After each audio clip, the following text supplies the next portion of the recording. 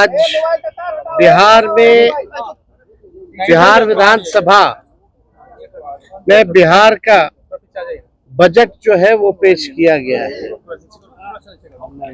और ये सरकारी पन्नों पर झूठ और जुमलों की स्याही से लिखा हुआ भाषण जो है माननीय उप मुख्यमंत्री सम्राट चौधरी जी ने पढ़ा है, मगर इससे जमीनी सच्चाई कुछ और है, वास्तविकता कुछ और है।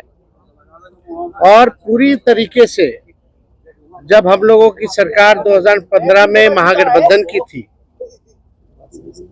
उस जमाने से ही ये बात पुरानी बातें दोहराई गई है।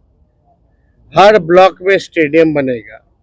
शायद इनको स्टेडियम की परिभाषा समझ में नहीं आती है। आज तक 10 सालों में या इतने सालों में आज तक जो है किसी भी प्रखंड में ढंग का स्टेडियम आज तक नहीं बना है। वही पुरानी बातें जो 5 घंटों में जो है पटना पहुंचेंगे, 4 घंटों में पहुंचेंगे, लेकिन स्थिति क्या है? पुल पुलिया टूटता रहता है, भ्रष्टाचार का भेंट चढ़ता रहता है। एक पुल मेगा जो पुल जो बन रहा है वो एक बार नहीं 3-3 बार टूटता है, फिर भी किसी पे कार्रवाई नहीं होती। हम लोगों को बिहार की चिंता है और इन लोगों को सरकार बचाने की चिंता है। हम लोगों को लगा कि इस आखिरी बजट में जो इस मौजूदा सरकार जो एनडीए की सरकार है नीतीश कुमार जी के नेतृत्व में, ये इन लोगों का आखिरी बजट है। अब ये लोग दोबारा सत्ता में आने वाले लोग नहीं हैं। आखिरी बजट में हम लोगों ने कल मांग भी की थी कि 200 यूनिट फ्री में बिजली किया जाए, किसानों का जो ऋण है वो माफ किया जाए, उनको फ्री में बिजली उपलब्ध कराया जाए। माई बहन मान योजना के तहत कम से कम 65% ऐसी महिलाएं जिनको खून की कमी है।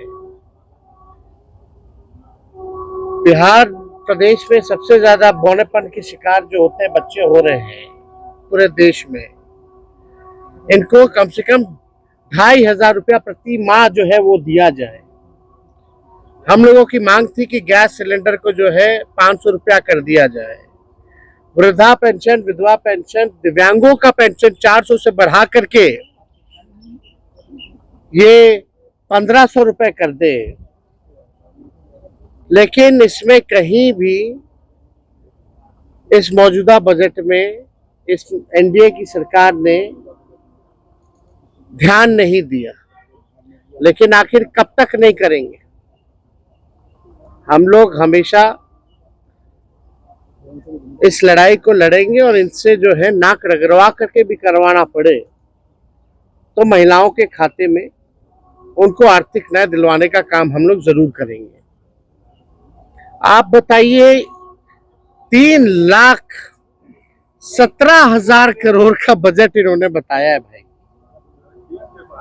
3,17,000 करोड़ का। टेक्निकल हम बात अगर पूछे तो सरकार को रेवेन्यू तो आ ही नहीं रहा, राजस्व तो मिल ही नहीं रहा, तो ये अचानक से 3,17,000 कैसे पहुंच गया? जब बिहार को रेवेन्यू ही नहीं आ रहा है तो ये 3,17,000 कैसे पहुंच गया? बात है कि ये इन्फ्लेटेड बजट है। बढ़ा चढ़ा करके अगर बोलना ही था तो 3 लाख का, ही लोग 5 लाख बोल देते हैं, 5 लाख करोड़ करेंगे, तो इसका कोई मतलब नहीं है। पिछले बार भी जो बजट में इन लोगों ने घोषणा किया था, कौन सा काम जो है इन लोगों ने पूरा करने का काम किया है? पूरी तरीके से जो है धरातल पे कुछ नहीं नजर आ रहा। 7 निश्चय की बात करते थे, 7 निश्चय का बताओ कौन सा योजना सफल है? 7 निश्चय 2 की बात करते थे, बताओ 7 निश्चय 2 की योजना कौन सी सफल है? कोई तो योजना सफल नहीं हो पा रहा। ये पूरी तरीके से बिहार के हित में ये बजट है ही नहीं। ये केवल कागजों पर जो है ये बजट जो है केवल रह जाएगा, जैसा कि हम लोगों ने पूर्व में भी देखा है। केंद्र सरकार ने धोखा दिया, बिहार के साथ सौतेला व्यवहार किया है। आप बताइए, बिहार में साक्षरता को बेहतर करेंगे कैसे? इस पे बजट में कोई प्रावधान नहीं है, बल्कि बिहार साक्षरता के मामले में सबसे फिसड्डी राज्य है। प्रति व्यक्ति आय बिहार सबसे पीछे है पूरे देश में। प्रति व्यक्ति निवेश बिहार जो है सबसे पीछे है। किसानों की आय में सबसे पीछे है। सबसे ज्यादा पलायन बिहार में है। सबसे ज्यादा गरीबी और बेरोजगारी बिहार में है। कहीं कारखाने खोलने की बात नहीं कही गई, कहीं फैक्ट्री लगाने की बात नहीं कही गई। कहीं भी आप देखिएगा नौकरी, रोजगार कैसे नौजवानों को उपलब्ध कराएंगे इसकी बात नहीं की गई। कैसे पेपर लीक रोकेंगे इसकी बात कहीं नहीं कही गई। पूरी तरीके से लॉ एंड ऑर्डर के बारे में कोई चर्चा नहीं, बल्कि अपराधी जो है आजकल प्रशासन के लोग जो है वो असुरक्षित महसूस कर रहे हैं।